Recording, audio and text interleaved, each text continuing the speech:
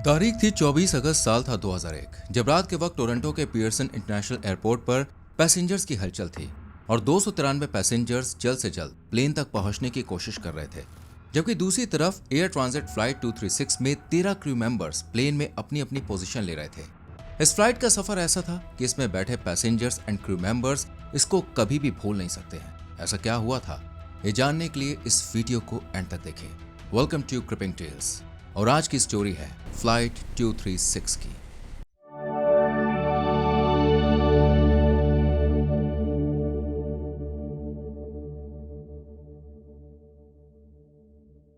ये flight Toronto से Lisbon के लिए रवाना हो रही थी और ये 7 घंटे का सफर नॉन स्टॉप होने वाला था। इसलिए इसमें 46 मीट्रिक टन फ्यूल डाला गया था, जिसकी कमान थी मेन कैप्टन रॉबर्ट रीश के हाथों में, जिनके पास करीब 16,000 घंटों का एक्सपीरियंस था। लेकिन कुछ टाइम पहले वो ड्रग स्मगलिंग के केस में जेल में भी रहकर आ चुके थे, लेकिन पैसेंजर्स इस बात से अनजान थे। इन्हीं की बराबर वाली चेयर पर बैठे थे 28 साल के फर्स्ट ऑफिसर डग डिजैगा, जिनके पास करीब 5,000 घंटों का एक्सपीरियंस था और इनमें से 4 घंटे इन्होंने इसी फ्लाइट में बिताए थे। दोनों ही काफी अच्छे एक्सपीरियंस थे और फ्लाइट भी काफी सही थी। 2 साल पहले ही इसे यूज में लिया गया था। इस फ्लाइट में यूज होने वाला विमान A330 सबसे एडवांस्ड हाईली ऑटोमेटिक प्लेन्स में शुमार था। सभी पैसेंजर्स के बैठने के बाद कैप्टन रॉबर्ट रूटीन चेक करते हैं और फिर इंजन फायर होते ही फ्लाइट 236 लिस्बन की तरफ उड़ान भरती है। कुछ मिनट का सफर तय करने के बाद प्लेन 39,000 फीट की ऊंचाई पर जाकर इसी स्टेबल कंडीशन में आगे का सफर तय करती है। ये 7 घंटे की फ्लाइट सुबह अपनी मंजिल पर पहुंचने वाली थी, इसलिए 293 पैसेंजर्स खाना वगैरह खाने के बाद इत्मीनान से सो जाते हैं, जबकि ये दोनों भी बातें करते हुए अपना टाइम पास करते हैं। और इसी तरह 4 घंटे बीत जाते हैं और प्लेन अटलांटिक ओशन के आधे रास्ते पर आ जाता है। बस यहीं से ये खुशहाल सफर किसी बुरे सपने की कहानी में बदलने लग जाता है। अचानक कंप्यूटर पर वार्निंग मैसेज आता है, जिससे पता चलता है कि राइट साइड इंजन नंबर 2 में ऑयल का प्रेशर बढ़ रहा है, जबकि ऑयल की क्वांटिटी और टेम्परेचर कम है। यह सिचुएशन कैप्टन और पायलट के लिए नई थी, क्योंकि अब तक इन्होंने यही देखा था कि फ्लाइट उड़ते समय ऑयल का टेम्परेचर बढ़ता है, लेकिन यहाँ तो ये कम हो रहा था। अब ये कैसे हो रहा था, ये बात इनको समझ में नहीं आती है। इसलिए दोनों जल्दी से फ्लाइट क्रू ऑपरेटिंग मैनुअल को खंगालते हैं, लेकिन इसमें भी कोई सोल्यूशन नहीं था। ये देखकर अब कैप्टन रॉबर्ट कनाडा के मिराबेल में मौजूद एयर ट्रांजिट के मेंटेनेंस कंट्रोल सेंटर से कांटेक्ट करते हैं। लेकिन जब ऑफिशियल्स ये अजीब सी कंडीशन सुनते हैं तो उन्हें भी कुछ भी समझ में नहीं आता है। इसलिए वो रॉबर्ट को थोड़ी देर बाद कांटेक्ट करने के लिए कहते हैं, ताकि वो सिचुएशन को एनालाइज कर सके। तब तक दोनों अपनी सूझबूझ से इस प्रॉब्लम को सॉल्व करने की कोशिश करते हैं, लेकिन आधा घंटा बीत जाने के बाद करीब 5:30 बजे तक भी उनके हाथ कोई भी कामयाबी नहीं लगती है। अभी एक प्रॉब्लम खत्म नहीं हुई थी कि तभी इन्हें एक और प्रॉब्लम का मैसेज मिलता है, जिसमें स्क्रीन पर लिखा था कि प्लेन के दोनों विंग में जो फ्यूल टैंक है उनके अंदर एक बराबर फ्यूल नहीं है। हालांकि ये भी काफी क्रिटिकल सिचुएशन थी, लेकिन दोनों इससे अवेयर थे। वो जानते थे कि क्रॉस फीड वाल्व्स को अगर खोल देंगे तो जिस विंग में ज्यादा फ्यूल है उसमें से इनफ क्वांटिटी में फ्यूल दूसरे विंग में चला जाएगा और दोनों का फ्यूल बैलेंस हो जाएगा। इसलिए कैप्टन रॉबर्ट ऐसा ही करते हैं और फ्यूल एक विंग से बहकर दूसरे में चला जाता है और ये वाली जो प्रॉब्लम होती है ये सॉल्व हो जाती है। अभी दोनों ने राहत की सांस ली ही थी कि फिर से 10 मिनट बाद एक और वार्निंग मैसेज आता है, जिसमें साफ साफ लिखा हुआ था कि प्लेन को लिस्बन ले जाने के लिए जितने फ्यूल की जरूरत है उतना प्लेन में ये नहीं है। ये जानने के बाद केबिन में अजीब सी बेचैनी पसर जाती है, क्योंकि इस समस्या का कोई भी समाधान नहीं था। प्लेन ठंडे पानी के अटलांटिक ओशन के ठीक ऊपर था और इतने कम फ्यूल में लिस्बन जाना बिल्कुल इम्पॉसिबल था। ऐसे में कैप्टन रॉबर्ट फैसला करते हैं कि वो किसी नियरेस्ट एयरपोर्ट पर इमरजेंसी लैंडिंग करेंगे और सबसे ज्यादा नजदीक था टिरखेरिया आइलैंड का लार्जेस्ट एयरपोर्ट, जहां प्लेन लैंड कर सकता था। इसलिए कैप्टन रॉबर्ट तुरंत ही वहां के ATC से संपर्क करने की कोशिश करते हैं और कॉन्टैक्ट होते ही वो उन्हें इत्तला करते हैं कि फ्लाइट 236 कुछ देर में लार्जेस्ट एयरपोर्ट पर उतरने वाली है, क्योंकि प्लेन फ्यूल शॉर्टेज का सामना कर रहा है और इस वक्त उनके पास सिर्फ 60 टन यानी कि करीब 7,000 किलोग्राम फ्यूल बचा है। सुनने में हो सकता है कि आपको लगे यार ये तो बहुत ज्यादा होता है, लेकिन ये प्लेन की कुल क्षमता का वाकई में बहुत छोटा हिस्सा था। दरअसल टेक ऑफ से पहले विमान में लगभग 46,000 किलोग्राम फ्यूल भरा गया था। अब ऐसे में सवाल ये था कि आखिर इतना सारा फ्यूल इतनी जल्दी कैसे खत्म हो गया। ये बात दोनों को बिल्कुल भी समझ में नहीं आ रही थी।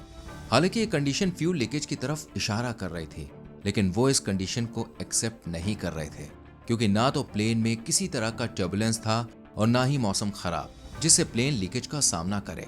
इस बात को लेकर दोनों इसलिए भी श्योर थे क्योंकि उन्होंने पहले ही फ्लाइट अटेंडेंट से चेक करवा लिया था कि कहीं फ्यूल लीकेज तो नहीं हो रहा है, और जवाब वैसे ही था जैसे कैप्टन और पायलट को उम्मीद थी।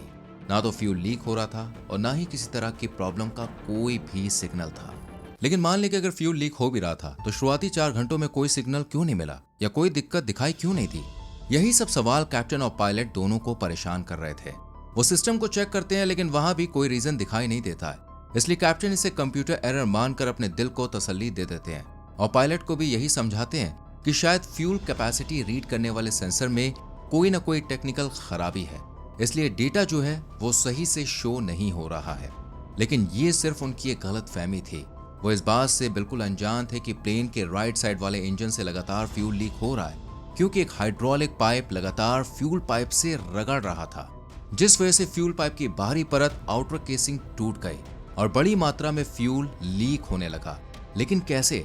आखिर इतनी बड़ी खराबी कैसे हुई?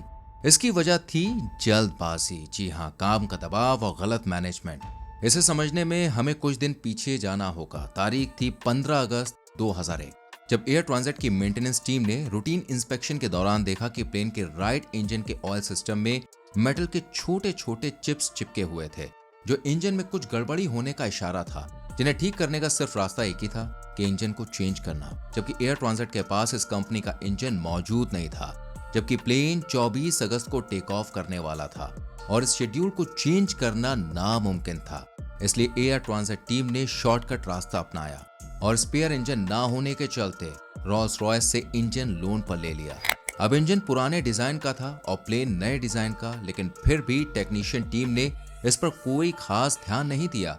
भले ही अंदर हाइड्रोलिक ट्यूब्स अलग थी, लेकिन ऊपर से देखने पर सब नॉर्मल और ठीक लग रहा था।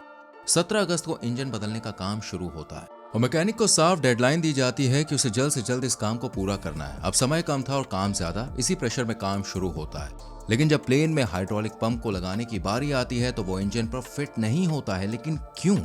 यही जानने के लिए जब मैकेनिक ने सिस्टम पर पार्ट लिस्ट सर्च की तो खुलासा हुआ कि इंजन के फ्यूल और हाइड्रोलिक ट्यूब्स प्लेन्स के सिस्टम से काफी अलग थी। इस समस्या का समाधान निकालने के लिए टेक्नीशियंस ने रॉल्स रॉयस के ऑनलाइन मैनुअल्स पढ़ने की कोशिश की, लेकिन यहाँ इंटरनेट ने भी उनका साथ नहीं दिया, जबकि यही जानकारी ऑफलाइन सीडी में भी थी, पर टेक्नीशियन ने उसे देखा ही नहीं और जल्दबाजी में नए डिजाइन के फ्यूल ट्यूब्स को पुराने डिजाइन के हाइड्रोलिक ट्यूब्स के साथ जोड़कर इंजन से अटैच कर दिया, जबकि ये दोनों एक ही डिजाइन और एक ही कंपनी की होनी चाहिए थी। पर टेक्नीशियन ने काम को खत्म करने के लिए इस बात पर ज्यादा ध्यान नहीं दिया और इसी जल्दबाजी और लापरवाही ने कई लोग की जान खतरे में डाल दी, क्योंकि अलग अलग ट्यूब्स की वजह से वो आपस में रगड़ने लगी।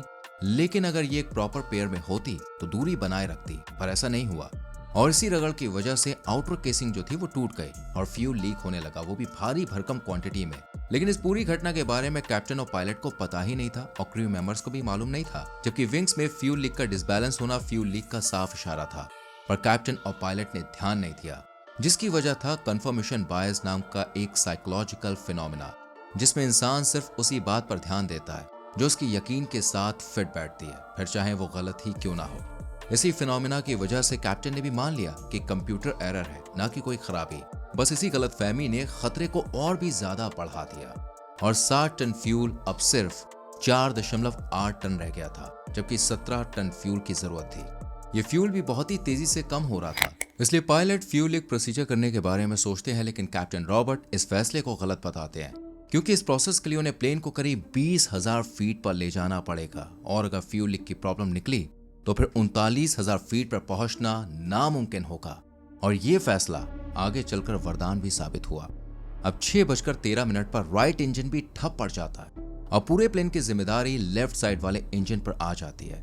इसलिए कैप्टन रॉबर्ट लेफ्ट इंजन को पावर देते हैं और धीरे धीरे प्लेन को नीचे लाने लगते हैं, जबकि पायलट एटीसी से कांटेक्ट कर उन्हें अपनी करंट सिचुएशन के बारे में बताते हैं और कहते हैं कि हम लाजेस एयरपोर्ट से 240 किलोमीटर दूर हैं और प्लेन में सिर्फ कुछ ही मिनट का फ्यूल बचा हुआ है, जो इतना कम है कि एयरपोर्ट पर पहुंचना नामुमकिन सा लग रहा है। एटीसी भी फ्यूल के केस में इनकी कोई मदद नहीं कर सकती है, लेकिन हाँ, इमरजेंसी लैंडिंग को लेकर एयरपोर्ट पर तैयारियां शुरू हो जाती हैं। 13 मिनट का सफर तय करने के बाद अब लाजेस एयरपोर्ट और प्लेन के बीच 120 किलोमीटर का फासला था, लेकिन तभी लेफ्ट इंजन का भी फ्यूल खत्म होने से वो भी बंद पड़ जाता है। अब जैसे ही दोनों इंजन ठप पड़ते हैं, पूरा प्लेन अंधेरे की आगोश में समा जाता है, क्योंकि इंजन से ही इलेक्ट्रिक पावर जनरेट हो रही थी।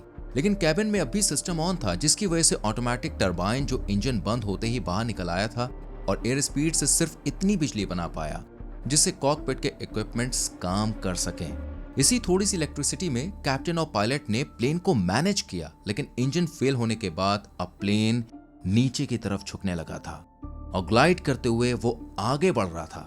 कैप्टन ने भी इसी ग्लाइड के सहारे प्लेन को जैसे तैसे एयरपोर्ट तक पहुंचाने की कोशिश की। एक तरफ प्लेन को लैंड कराने की टेंशन थी तो दूसरी तरफ 306 लोग के जान बचाने की टेंशन। कैप्टन को लग रहा था कि अगर ये कोशिश मुमकिन नहीं हो पाई तो फिर अटलांटिक ओशन में ही लैंडिंग करानी पड़ेगी। इसलिए उन्होंने क्रू मेंबर्स को हुक्म दिया कि वो सभी पैसेंजर्स को वाटर लैंडिंग के लिए तैयार करें। लेकिन ये लैंडिंग बहुत ही ज्यादा रिस्की थी, क्योंकि अगर पैसेंजर्स किसी तरह लैंडिंग इंपैक्ट से बच भी निकले तो ओशन का ठंडा पानी उनकी जान लेने के लिए काफी था और डूबने का खतरा सर पर मंडरा रहा था। इसलिए कैप्टन पूरी जी जान लगाकर कोशिश करते हैं कि किसी तरह बस प्लेन एयरपोर्ट पर पहुंच जाए। लेकिन ग्लाइडिंग के सहारे 100 किलोमीटर का सफर तय करना, ये ऐसे मान सकते हैं आप जैसे रेगिस्तान में पानी ढूंढने जितना मुश्किल था। इसके अलावा प्लेन 2000 फीट पर मिनट से नीचे गिर रहा था, जबकि प्लेन सी लेवल से 30,000 फीट की ऊंचाई पर मौजूद था, जिसका मतलब ये था कि 15 मिनट में प्लेन लैंड कर सकता था, फिर चाहे लैंडिंग एरिया एयरपोर्ट हो या फिर ओशन। जितनी टेंशन कॉकपिट में थी उससे कहीं ज्यादा बेचैनी पैसेंजर्स एरिया में फैल चुकी थी। पैसेंजर्स को शांत रहने के लिए कहा जा रहा था, लेकिन उन्हें सामने का मंजर देखकर डर लग रहा था कि वो बचेंगे या फिर नहीं। अब तक प्लेन के दोनों इंजन तो फेल हो ही चुके थे, साथ ही 3 में से 2 हाइड्रोलिक सिस्टम ने भी काम करना बंद कर दिया था। इसलिए प्लेन के पिच को बैलेंस करके रखना बहुत मुश्किल हो रहा था। हर बढ़ते मिनट के साथ प्लेन का एक एक सिस्टम बंद होता जा रहा था, जिससे प्लेन को कंट्रोल करना भी लगभग इम्पॉसिबल सा हो रहा था। जबकि कैप्टन और पायलट के सामने तो अभी सबसे मुश्किल टास्क था, इन्हें इसी डिसबैलेंस और आउट ऑफ कंट्रोल प्लेन को एयरपोर्ट पर लैंड कराना था और उसके बाद रनवे पर रोकना भी था, जो और भी ज्यादा मुश्किल था। और प्लेन को लैंड कराने के लिए लेजर्स एयरपोर्ट का टावर कंट्रोल रनवे की लाइट्स को ऑन ऑफ करने लगता है, जिससे कैप्टन रॉबर्ट को रनवे दूर से नजर आने लगता है। मंजिल सामने थी, लेकिन वहां तक पहुंचना काफी चैलेंजिंग था। कैप्टन ने इस बात का खास ध्यान रखा कि स्पीड 200 नॉट से ज्यादा ना हो, क्योंकि ज्यादा स्पीड होने पर लैंडिंग गियर बाहर निकलना मुश्किल हो सकता है।